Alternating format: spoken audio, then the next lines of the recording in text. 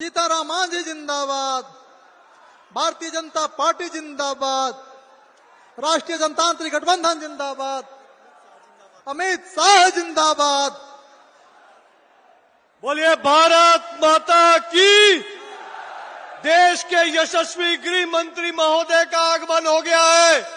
एक बार खड़े होकर अरवल की जनता दोनों हाथों से ताली बजाकर हमारे गृह मंत्री जी का स्वागत करिए, स्वागत करिए। नए भारत के लौह पुरुष, नक्सलवाद को भारत से मिटाने वाले, कश्मीर को भारत में मिलाने वाले माननीय अमित शाह जी हमारे बीच आ गए हैं। अरे तालियों की गड़गड़ाहट रुकनी नहीं चाहिए। अमित शाह जी का स्वागत करिए। बोलिए भारत माता की, भारत माता की। हम लोग के बीच जिनका हम लोग बेसब्री से इंतजार कर रहे थे, ऐसे हमारे देश के यशस्वी गृह मंत्री आदरणीय अमित भाई शाह जी इस मंच पर विराजमान हो चुके हैं।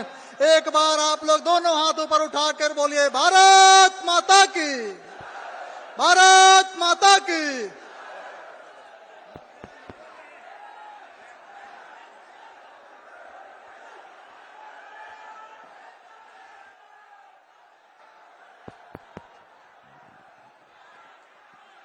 माइक वाले जरा आवाज बड़ी करो भैया। माइक वाले कहां बैठे हैं? मेरे साथ बोलिए भारत माता की। क्यों भाई, अरवल वालों की आवाज को क्या हो गया है? अरे एनडीए सरकार बनाना है या नहीं बनाना है? मोदी जी का हाथ मजबूत करना है या नहीं करना है?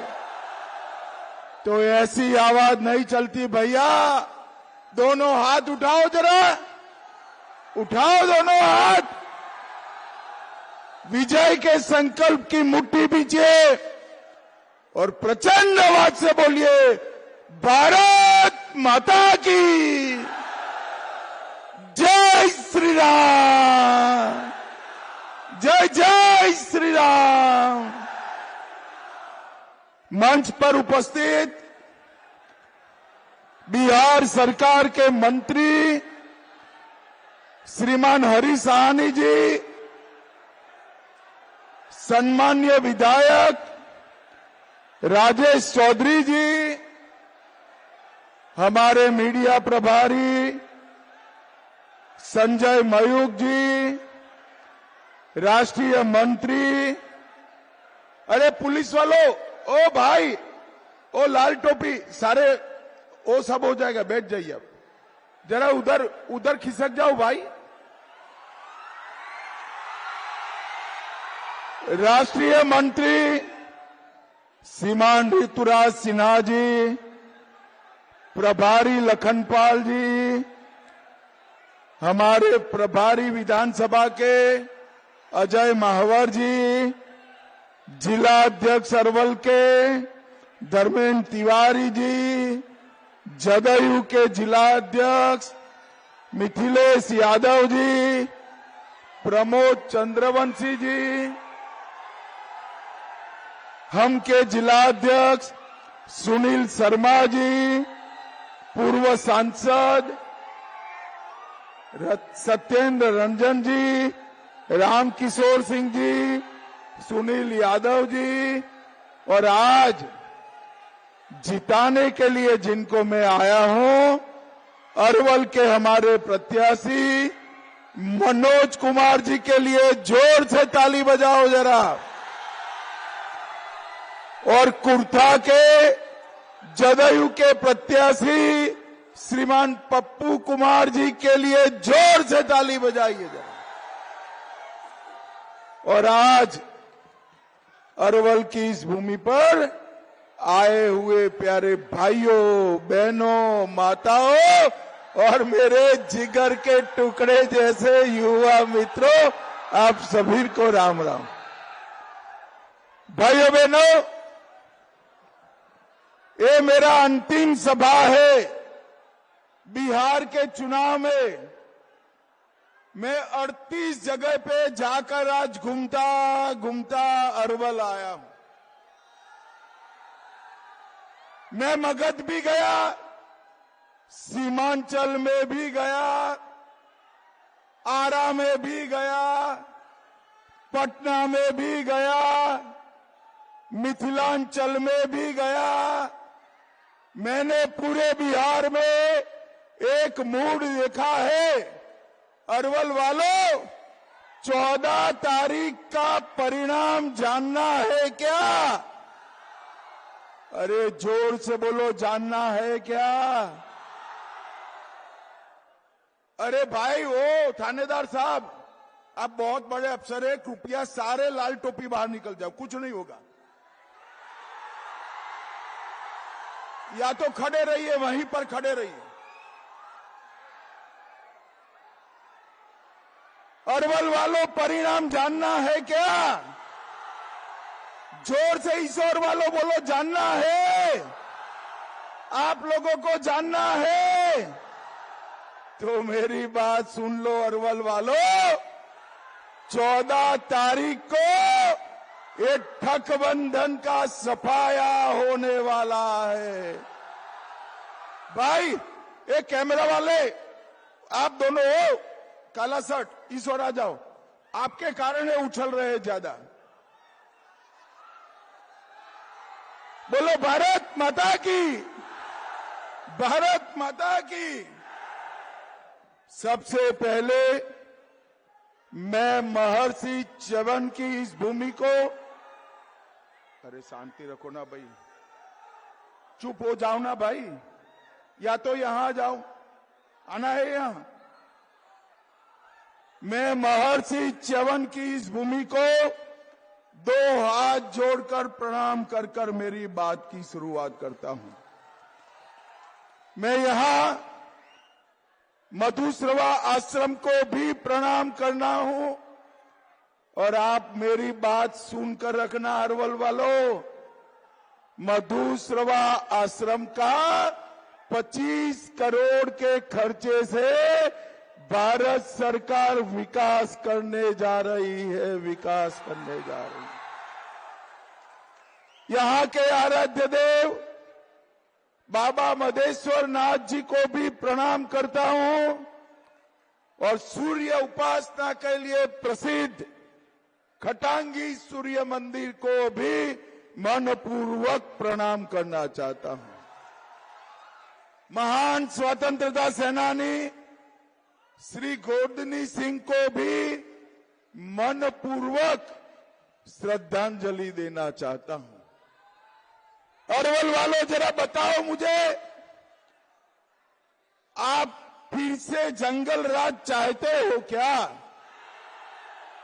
जोर से बोलो, चाहते हो?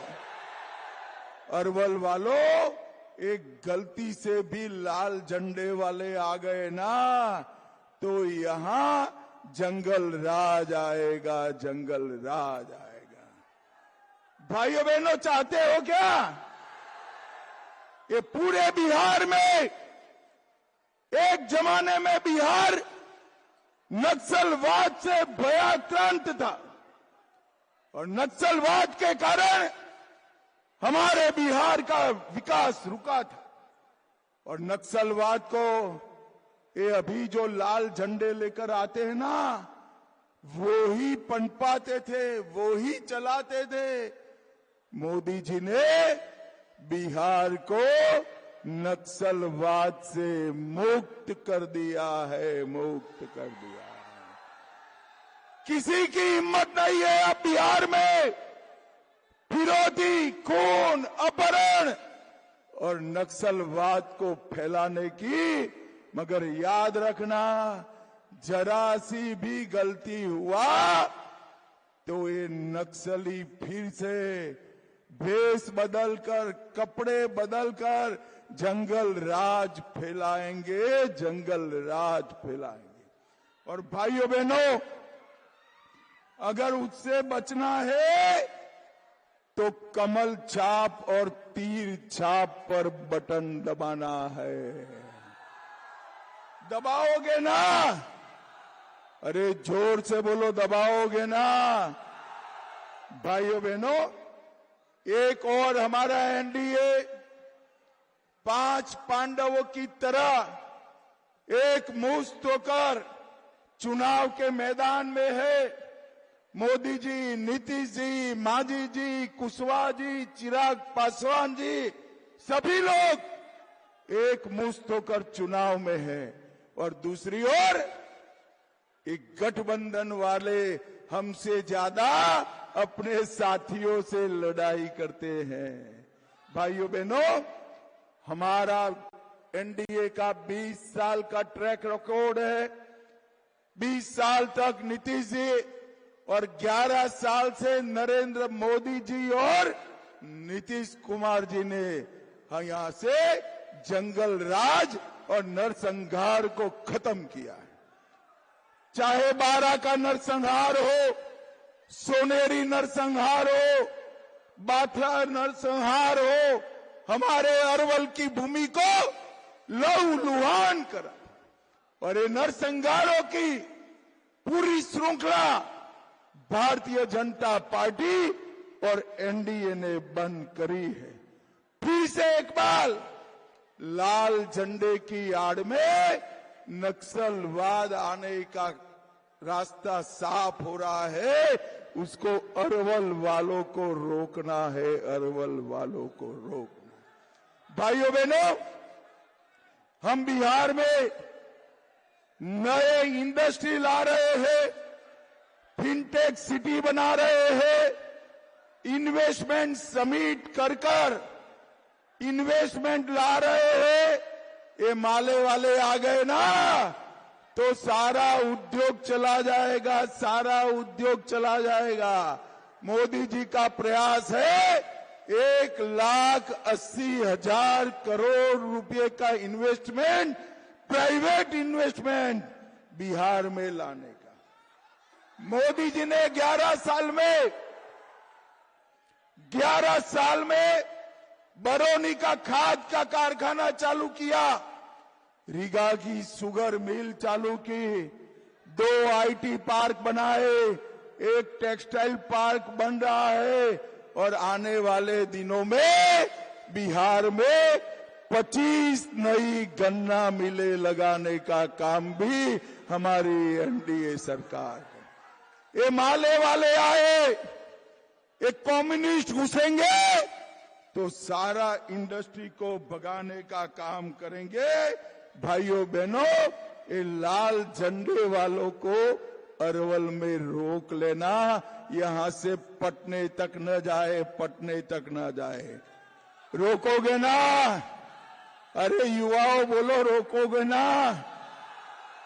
भाइयों बहनों, अभी थोड़े समय पहले राहुल बाबा ने एक यात्रा निकाली थी, बड़ी यात्रा निकाली। राहुल बाबा कभी 15 दिन तक धूल नहीं फाकते, रोड पर निकले, 15 दिन तक रोड पर निकले। और भाइयों बहनों, यात्रा किसके लिए थी? बिहार के युवाओं के कल्याण के लिए थी? ना भाई। बिहार के दलितों के लिए थी? ना। बिहार के अति पिछड़ा गरीब और माताओं बहनों के लिए थी? ना। यात्रा थी घुसपैठियों को बचाने के लिए, यात्रा निकाला था घुसपैठियों को बचाने के लिए। अरवल वालों मुझे बताओ, बिहार में घुसपैठिए रहने चाहिए क्या? जोर से बोलो, रहने चाहिए? भाइयों बहनों, एक घुसपैठिया हमारे युवाओं की नौकरी खा जाता है, हमारे गरीबों के राशन में हिस्सा मांगता है और देश को असुरक्षित करता है। ये कह रहे हैं वोट चोरी हुई है, इतनी बड़ी हजारों में संख्या है, आपका किसी का वोट कटा है भाई? अरे जोर से बोलो, कटा है? तो राहुल जी किसके वोट की बात करे? किसके? एक घुसपैठियों की वोट की बात कर रहे हैं। मुझे बताओ, काटना चाहिए या नहीं काटना चाहिए? अरे जोर से बोलो, काटना चाहिए या नहीं काटना चाहिए? भाइयों बहनों, मैं आज च्यवन ऋषि की भूमि पर बताकर जाता हूं, ए राहुल बाबा को जितनी यात्रा निकालनी है निकाले, पटना से लेकर इटाली तक, मगर वो घुसपैठिए को बचा नहीं पाएंगे। देश और बिहार से एक एक घुसपैठिए को हम चुन चुन कर निकालने का काम करेंगे, चुन चुन कर निकालने का। भाइयों बहनों, उनको बिहार के युवाओं से ज्यादा बांग्लादेश से आए हुए घुसपैठियों की चिंता। भाइयों बहनों, बाबा साहेब आंबेडकर का नाम उनके लिए चुनाव में लेने के लिए, बाबा साहेब जिंदा रहे तब तक ये कांग्रेस पार्टी ने बाबा साहब का विरोध किया। मरने के बाद भी, इनके अवसान के बाद भी इतने बड़े व्यक्ति के सम्मान में कुछ नहीं किया। उनको भारत रत्न भी तभी मिला जब कांग्रेस सत्ता से गई। नरेंद्र मोदी जी ने 14 अप्रैल को राष्ट्रीय समरसता दिवस घोषित किया, 26 नवंबर को संविधान दिवस घोषित किया और बाबा साहब के 5 स्थान, महू में जन्म स्थान, लंदन में पढ़ाई लिखाई का अध्ययन स्थान, नागपुर में दीक्षा भूमि, दिल्ली में महापरिनिर्वाण स्थल और मुंबई में चैत्य भूमि को तीर्थ बनाने का काम भारतीय जनता पार्टी के नेता नरेंद्र मोदी जी ने किया।